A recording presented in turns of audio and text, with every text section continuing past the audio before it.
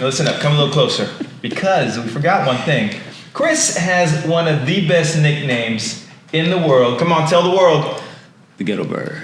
The Ghetto Bird. Now listen, if you don't know what the Ghetto Bird is, it's a helicopter that does what? It's a police helicopter. Not just a helicopter, police helicopter. You know, it's a spotlight on criminals. You are now tuned into Native Collect.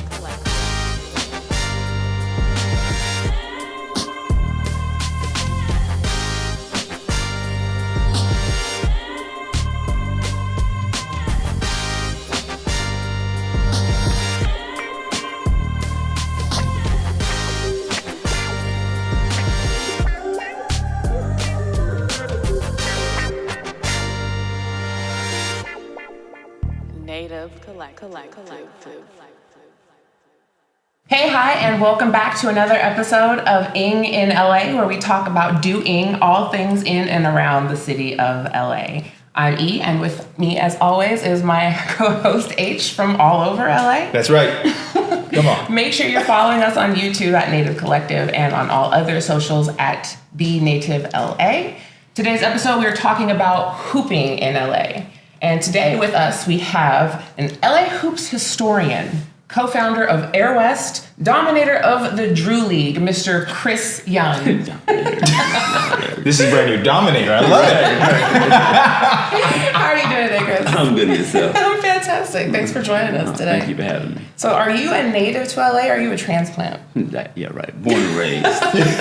What part of LA are you from? South Central. Okay. What schools did you go to? Like from elementary on up? Yeah, elementary, high school. Yeah, so I went to Martin Luther King Elementary. Okay. Audubon Junior High. Okay. Started at Crenshaw. Oh. Went to Manual Arts.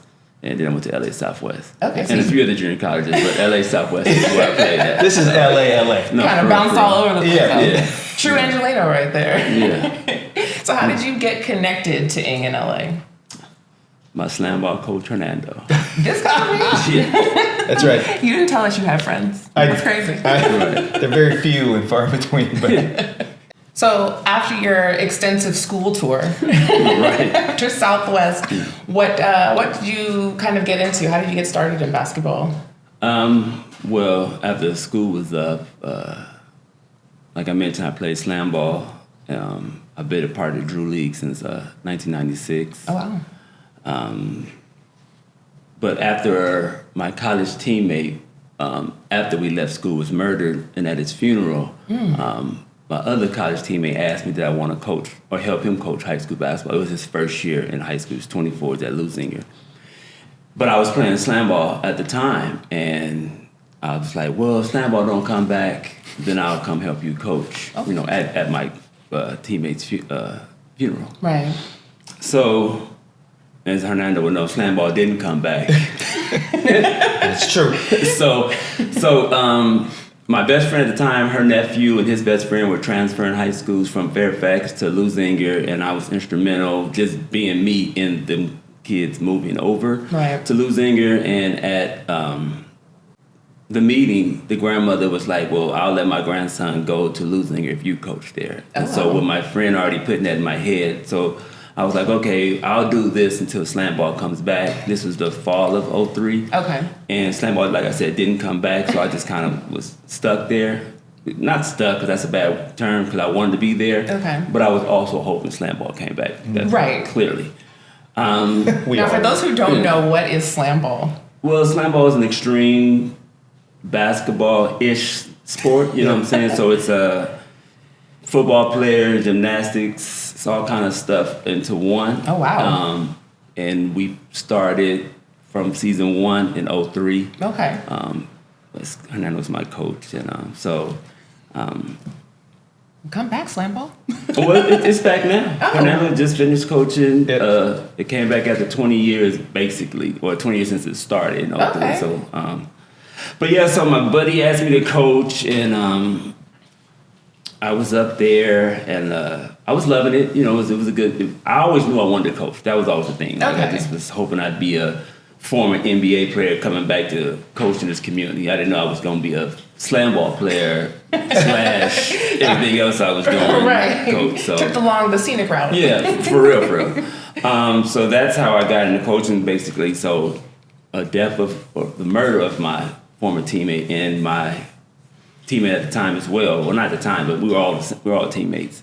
That got me into coaching, and then I was stuck there for 10 years. I was there for 10 years, but through that time, we did so many amazing things. And my first day coaching, or my first day being introduced to the team in '03, the fall of '03, the first player I met was named Kelsey Bars. He ended up being a phenom to some degree. He had already been there as a sophomore year, but he was a off and on starter, goofy, ninth grader, turned 10th grader, just ended up becoming a man and ended up being like the nationally ranked player. Wow. Number one target for UCLA on the West Coast. This is a sophomore. Wow.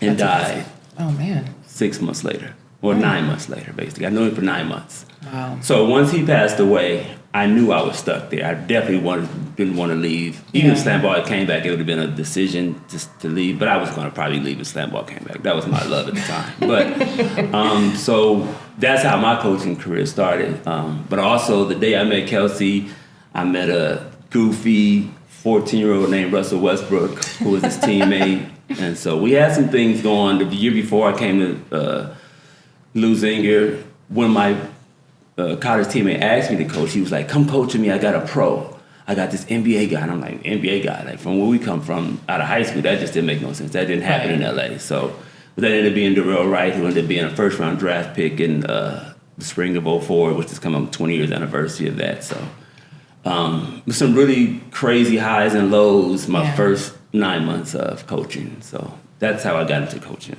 And how did you come to be the Drew League dominator? And for, again, people who may be living under rocks and whatnot, what is the Drew League? Well, the Drew League is a pro-am in Los Angeles that's going on its 51st year. Going to junior college, our junior college team played in the league, and so that's when I started, like I said, in the summer of '96. I think I grew into one of the top players in the Drew League. I didn't come in as a dominator, it was tough. You playing against grown men, and I was 18, 19 years old. So, but the Drew League that was my safe haven. It was every summer I knew where I was going to be. I knew I was going to play. That's where a lot of my friends are from to this day. Just being acclimated in that culture and happy and being able to grow with the Drew League. I didn't start with the Drew League. By the time I got there, I think it was in year... I don't want to mess that up, because it started in 71. I got the 96 and maybe year 15, 16. But this is going on my 27th year being associated with it. So I've been there when it was at King Drew Middle School, a little bitty gym, to being at King Drew High School now, in a bigger gym. So I've seen all the highs and lows, and I've been instrumental in helping them create some of the moments that are forever lasting. Yeah, I know in LA, Drew League is a huge thing. It's almost, sometimes it's bigger than the actual season, depending on who you're rooting for. Right. So. And I always say all the time, when I started in the Drew League, you had to Google it. Sorry, there was no Google. I was about to say there was definitely no Google. You had to explain what the Drew League was. Like, what is the Drew League? So, and I'm a West Side guy, and the Drew League's on the East Side, so people on the West Side definitely wasn't. There was a similar league, run, dunk, and shoot. It was by Joe Weekly, and by the time I got in the Drew League, a few years later they combined. So West Side and East Side would play, but I'm a West Side guy, but I was playing on the East Side though. So Google, that's funny when I said that. But yeah, so it wasn't really a big thing. So I've been able to see it grow into it's the biggest thing in the world when it comes to summer basketball. And absolutely. I pride myself on knowing I helped create that. As you should. So as you should. Yeah. Now, shout out to the Drew League. Having been so many different places, but obviously loving LA the most, clearly, we happen to be such a breeding ground for top tier talent in the basketball world. What do you think kind of sets us apart from other places that you've been? Well, one of the things is the weather. So in LA, you can play basketball year round if you truly want to. Right. Now, this new culture doesn't really play outside like that. But when I was coming up, that's what you did. You played basketball 12 months out of the year. Right. So that, I think, gives us an advantage, and it goes, 1 minute it's the East Coast. I think the South right now has the most talent. Yeah, for sure. Being from LA and being a part of LA basketball culture is definitely something I'm proud. Yeah, it's truly something to behold out here. It's a real thing. Do you kind of foresee the LA legacy having a future, like longevity going forward? Yeah, right now we have a really good nucleus of kids coming up in LA. So we've been down the last few years. You know what I'm saying, and that's how it's supposed to go. You're not supposed to be the best all the time, but I think right now from our middle school kids to our seniors, we have some really good talented kids in LA. It's mid 2000s, we were the hot spot. I think we're starting to take on that role again. Okay, yeah, there's got to be like an ebb and flow. Yeah, it has to be. It can't be God's favorite always, right? Like New York wants to be the Mecca of basketball, like forever. Forever. Maybe right after this break, they can figure out how to get that done. Hey, I'm Win Sardin, and I'm excited to be a part of Native Collective Digital Membership Waitlist, where I'm tapping into a range of resources and connecting with professionals. This platform is proven beneficial in helping me stay organized and maintain a proactive approach as I continue to make a leading impact in the community. Hey there, it's your girl E. If you're anything like me, you're probably tired of searching for one place that truly identifies the cultural diversity in the melting pot that is Los Angeles. Well, I've got some really good news for you. I'd like to introduce you to Native Collective, the hottest, most exclusive private membership club that's about to change the game. What's going on, everybody? It's your boy AP here, man, Alex Porter. And in the midst of using my gifts, I am now collabing with and partnering up with Native. That is right.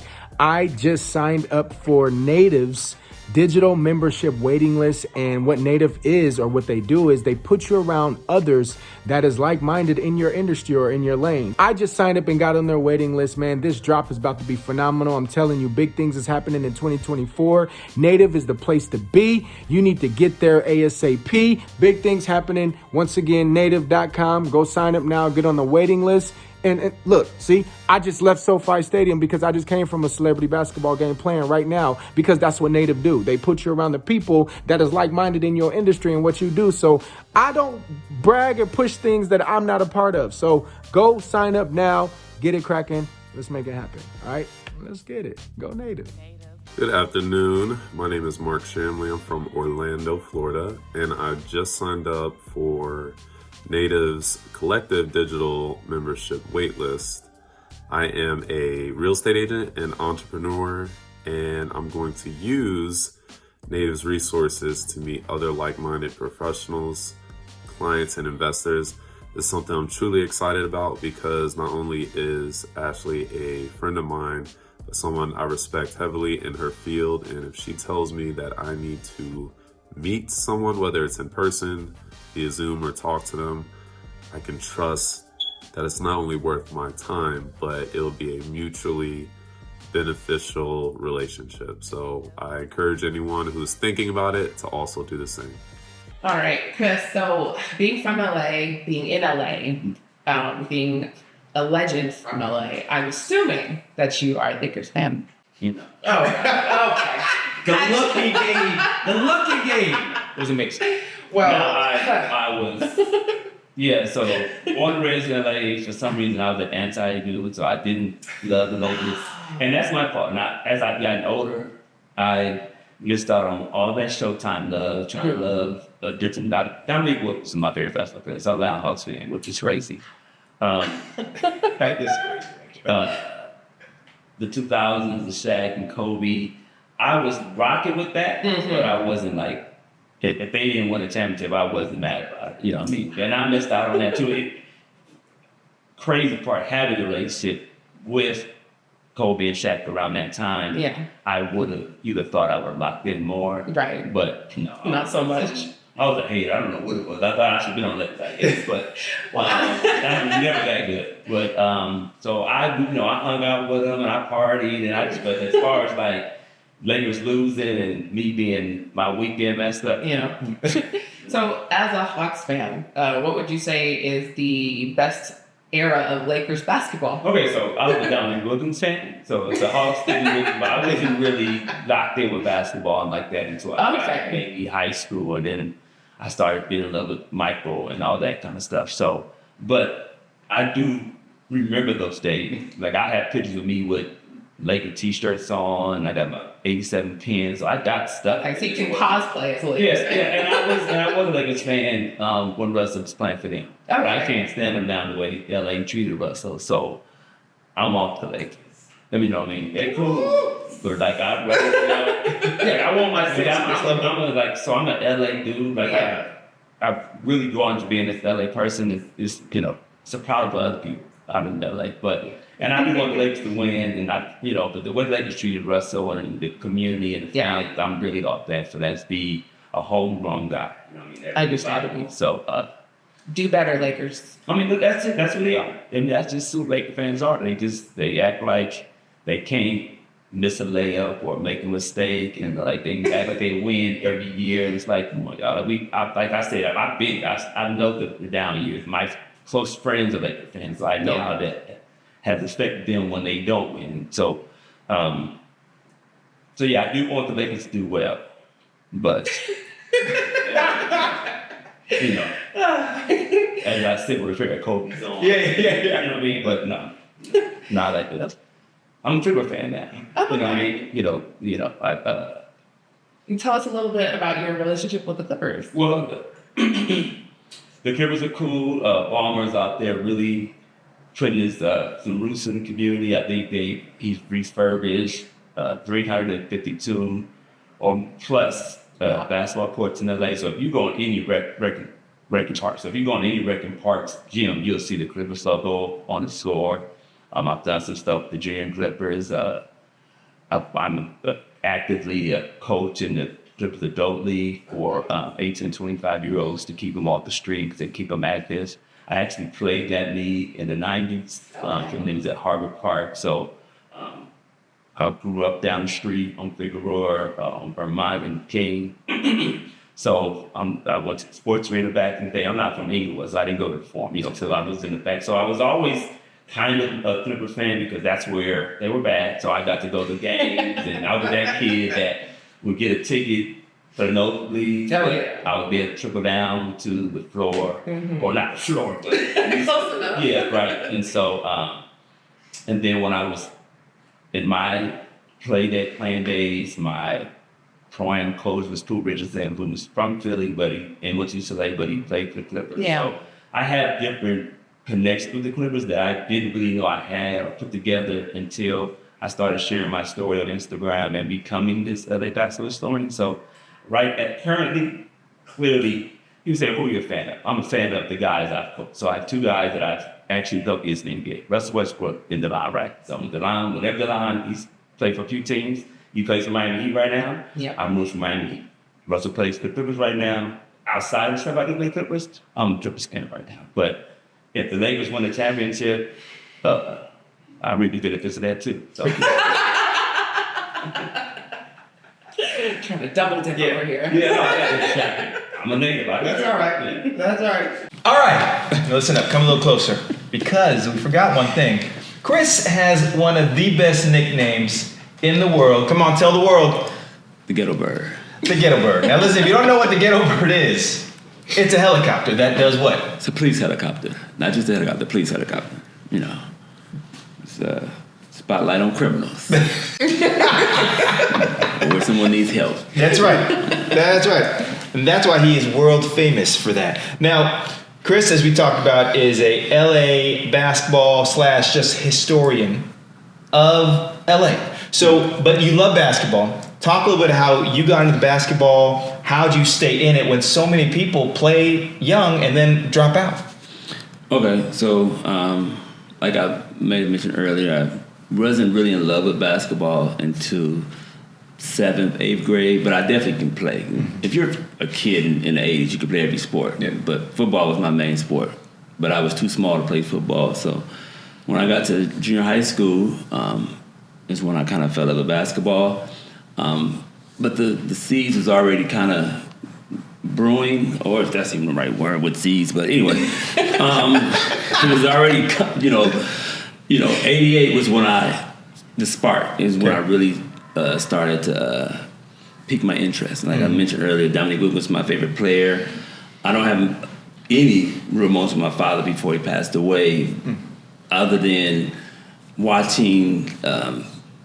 I don't have any basketball memories with my father for the most part, but I do remember watching the '88 All-Star Game dunk contest when I felt like, oddly enough, Jordan got the best of Dominique. I think Dominique won that dunk contest. And I remember my father being mad at me because I was literally crying over that, and he was like, "Don't you be crying over no basketball." And so, but yeah, when I got to junior high school, so my father passed away, and right after I graduated from elementary, on July 3rd, my father passed away, and then my brother was sent to live with his father a few months later in August. And so as I was going to junior high school, it still wasn't my main thing. I had gotten into drama, and I was skateboarding. But I was playing a lot of basketball, and I don't know, just like I got my first pair of J's in '88 or '89 actually. I thought I was getting them in '88, but I ended up getting them in '89. I love that you remember. My mom couldn't. I didn't remember a lot of this stuff until I started writing. So people, I was like, the pandemic brought writing out of me and telling my story more in depth. So I asked for a pair of Jordans in Christmas of '88. My mom couldn't get them, so she got me a pair in '89. So that was my first pair of basketball shoes, really were Jordans, which is a bar. Sort of. Little flex. Yeah. Because I wouldn't.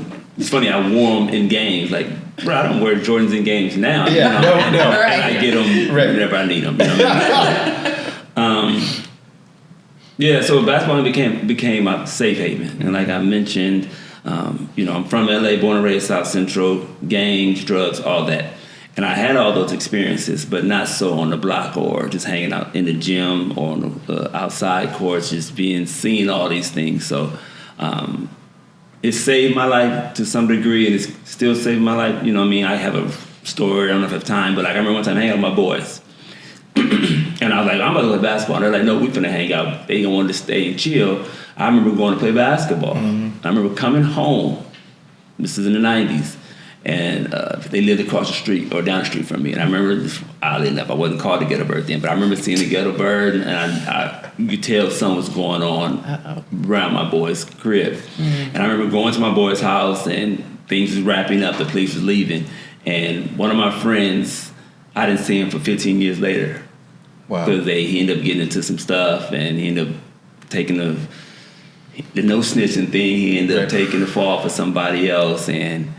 But I would have been, not necessarily with him during that situation, but I was with them before all that happened. And I didn't see my friend for 14 and a half years later. Oh. So that's the kind of thing that basketball has done for me. It's kind of put me in a space where I've missed a lot of that's not my only friend that's ever got in trouble, but I know I missed a lot of the BS that can go on in LA by being in the gym or playing basketball. I still got into fights, or I still saw fights. For sure. I've seen everything. I've seen the pimps. I've seen the drug deals. I've never seen anyone get murdered, but like I mentioned earlier, when I was at Lusinger, Kelsey Barrs passed away. I was with him. I saw him fall. I saw him never get back up. So I've seen someone die pretty much playing basketball. So I have a story for every moment. So, but it's just been my safe haven. It's been it's my career now. It's what I consider myself being an expert at now. You know what I'm saying? I call myself an expert at basketball. It doesn't mean I'm perfect. Don't mean I'm not wrong. It just means I put enough time and energy into this sport to where I can at least give an honest opinion or instruction on how this could be beneficial in your life. Yeah. Even though I don't always follow my own rules, and I've made my own mistakes, you know what I'm saying? But basketball has just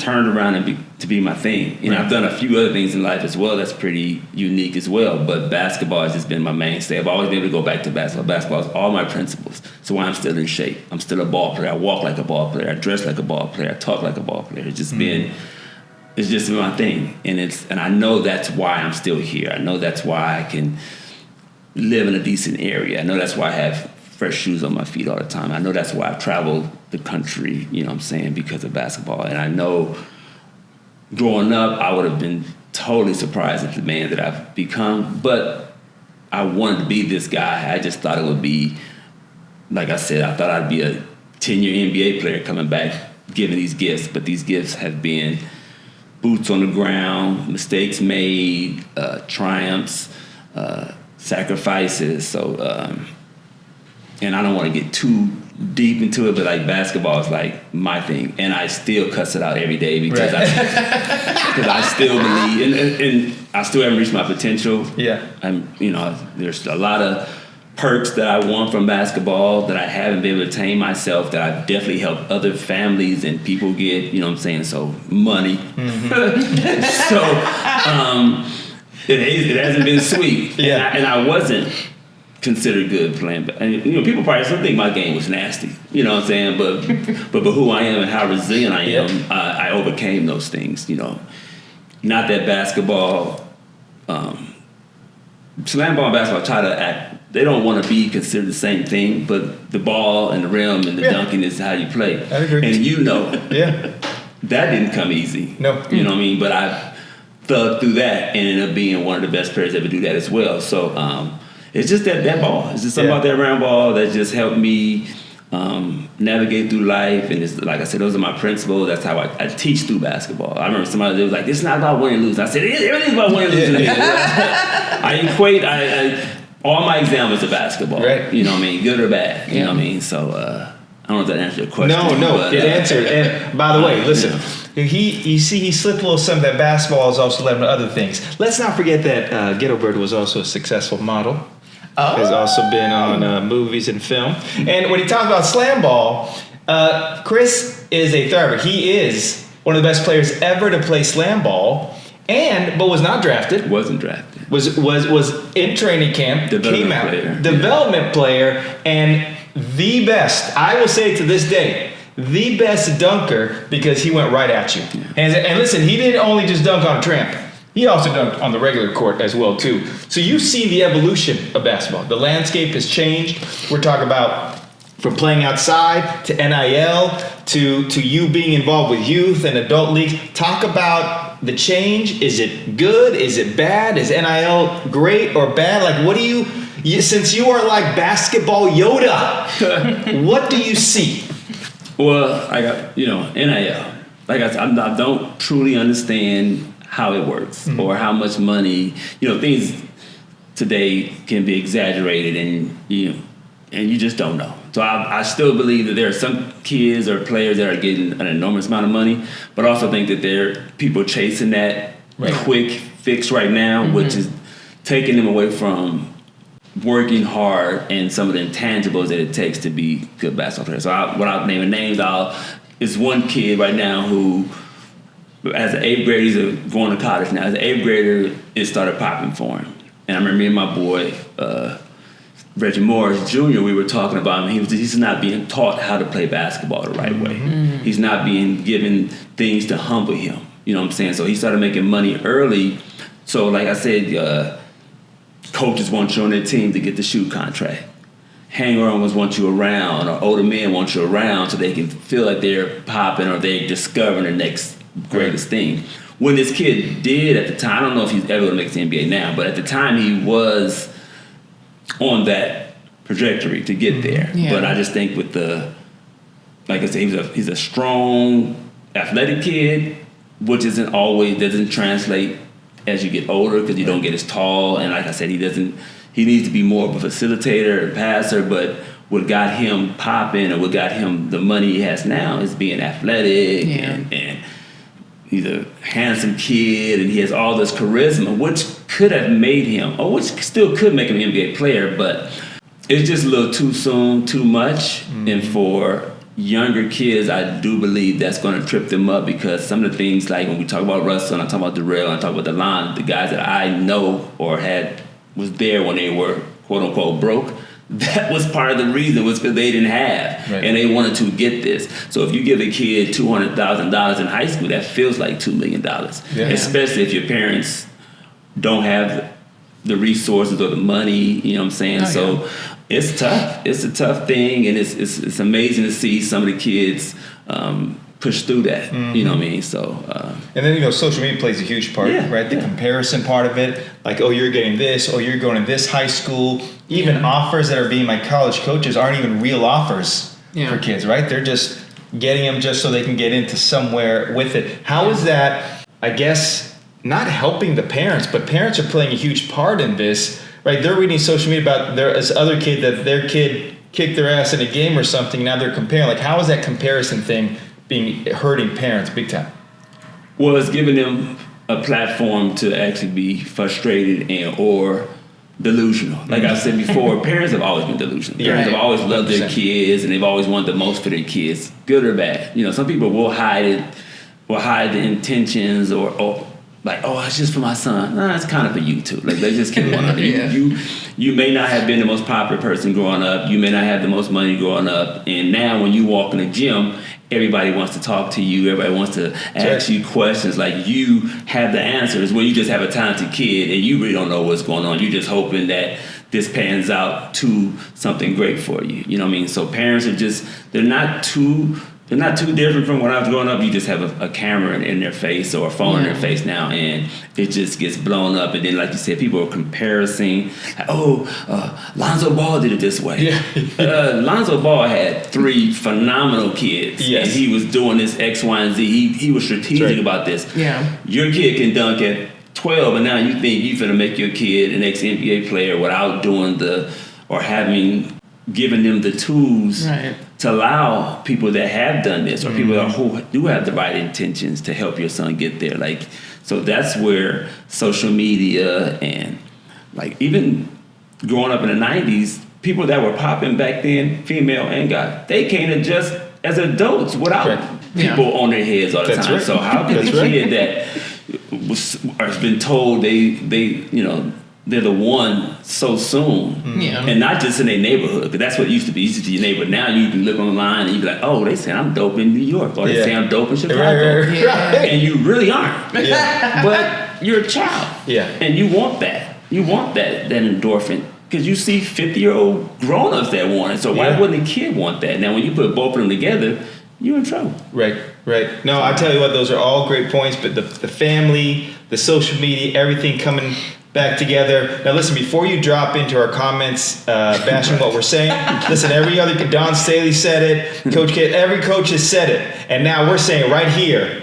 All right, one thing that we do here in LA, we want to take a look at what is in your algorithm. So if we broke open your phone, what shows up on your FYP? And for your old folks at home, that's For You page.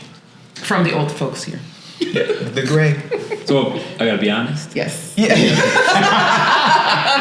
So you're gonna have. Let's start with the positive stuff. Okay. So you're gonna have a lot of basketball. Okay. Whether it's content, I guess all of it's content, but whether it's some instructional stuff or if it's just some social media stuff. Of course, I got some pretty ladies on there. You know, some IG models. And I got my, I don't know if I should say it, but I got like my Charleston White stuff on there. So I'm tapped in on my social, good or bad. I got some Candace Owens on there as well. So let's go. We'll take it. I listen to them all. You know what I mean?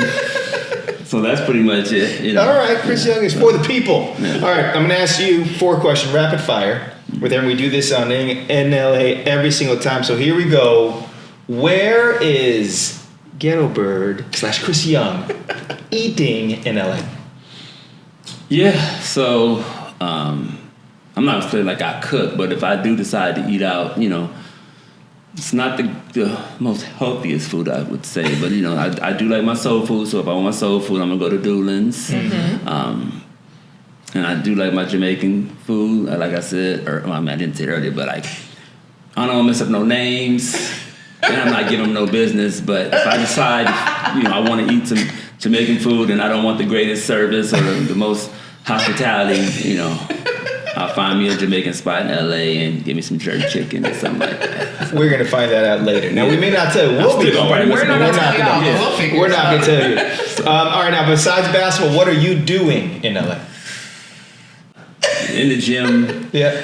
Sometimes, not for the most part. I like to work out, so that's one of the things I do. But my niece and nephew, I have 2 nieces and nephews in LA, and I lock in with them a lot. So I like to do whatever they got going on. That's pretty much I try to tag along. But other than that, I'm just at the house or in the gym. Now, where do you hate driving in LA? Oh, everywhere. That answer's gonna always. Yeah. So when I do have to drive, like my mom still lives like down the street, so just driving anywhere in LA just becomes, it's 11 miles but takes an hour. That's right. Everybody hates driving in LA. And by the way, catch us on a last episode. We talked about driving in LA. That bell means that we're moving on and we're talking about the top 5 players of all time in the NBA. We know that E will talk about the Lakers all day, so we're not going to ask her. I'll talk about one. Okay, well, one all day. So we're going to move on. Chris, what is your top 5? Well, that changes depending on the day. Okay. Trust. But my top 5, I'm definitely going Mike, MJ for sure, Kobe, LeBron. This is now we're starting to get into this is the good one. Here you go. So where I'm at today, Larry Bird, and Shaq. Okay. Oh, I like that. So I'm just glad you didn't say Carmelo. I can't get on the Carmelo bus. On there. I'm not mad at it. Carmelo, I know he has some stuff socially going on that's being exposed, but as a ball player, he's definitely he was good. Amazing. All right. Your career, basketball aficionado, LA historian, basketball guru. Let's talk about what is the top of the hill professionally for you that you still want to accomplish. Well, I know at one point I used to want to be a Nike employee. That was my thing. And I've worked with them closely for the last 20 years. Do I want to be a Nike employee anymore? I'm not sure about that, but I do want to continue to work with Nike. I do want Nike to cut me a big check and put that money back into my community and into Air West. So ultimately, and I didn't know this when we started this, but I do believe Air West can be something I do for the rest of my life, and not just skills training. We can branch off to leagues. We can branch off into sponsorships with kids, and I just really want Air West to be I think it is already, but I really want it to be a main thing or part of the culture of LA basketball. I believe, I'm a big historian, but not just LA. I love the Rucker, and I love those stories, and I want Air West to be brought up in those kind of conversations years from now. Yeah. You know what I mean? So that would be my thing. I'm working with the Clippers on some stuff, just partnering with the Sparks on some stuff. So working with an NBA team would definitely be an ultimate goal as well, something that I would love to be consistently doing with an NBA program. Okay. NBA team. Chris, you've been in so many different experiences. You are beyond wise, beyond your years. What advice do you have for young people today trying to stay in the game, get in the game, and be good in the game? Be humble. I mean, that's, people hear it all the time, but be humble. Run your own race as best as possible with all the outside influences. One of the things I tell kids all the time, as far as being a basketball player, be a good teammate. Just be a good teammate. I believe being a good teammate transitions or translate off the court. You know what I mean? So just be a good teammate. Be as humble as possible. Work hard. That's what I would give kids. It might sound old and repeated all the time. I tell kids all the time, I know you get tired of hearing this, but those are the things that you really have to do. And being a good teammate when things don't work out for you, as far as playing. I like to believe that I'm an example of what you can be or what you can do with the sport when you're no longer, dunking it or you're in shape anymore like that. So being a good teammate will help open doors for you on and off the court. So that would be my biggest advice to kids. Great. Now, so by the way, you got to support Air West. You got to check them out on socials and everything else. And for all the people that are, all the people we mentioned, Nike, NBA, this is what I want you to do. Chris, you tell them where they could find you on social media. Oh, you can find me at CYoung_LA or Air West Air_West for Air West. But the back on one question, one of my basketball things as well is I want Phil Knight to shake my hand. I think Phil Knight needs to know who I am and all the things I've done for Nike, Jordan, and Nike and Jordan athletes over the past 20 years. Philip, you heard it here. Yeah. Can I call you For real, Philip? for real. I just did. I What up, apologize. Phil? Yeah. Shake the man's hand. Shake Yeah, it. he needs to know who I Young's am. hand. I believe he does. He ain't, the check can come or not, but I do believe he needs to know who I am. Yeah, Absolutely. And there is no LA basketball without Chris Young. I'm not just saying because he's here. I'm saying because it is the truth of what's going on with everything. So, listen, we got to wrap it up. You've been an amazing guest today, man. We love Absolutely. the stories, Yeah. everything else. I love, as Chris mentioned, I had an opportunity to coach Chris, but just to watch your growth over the last 25 years has been absolutely amazing. So if you want to check out this episode on everything else, check out YouTube. And you want to visit at Native Collective on the YouTube, on any of those CLR episodes. And on Instagram, it's at The Native LA. Check out social media. Follow Chris, follow E, and follow us next time because you love our show. Now We'll see you. tuned into Native Collective.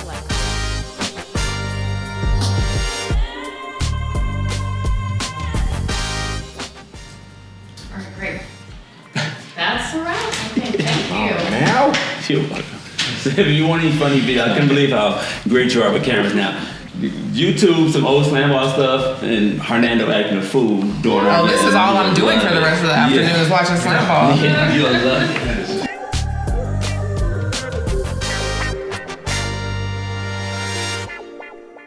Native Collective. Hey, this is Chris Sean. Make sure you check out Ing in LA every Wednesday.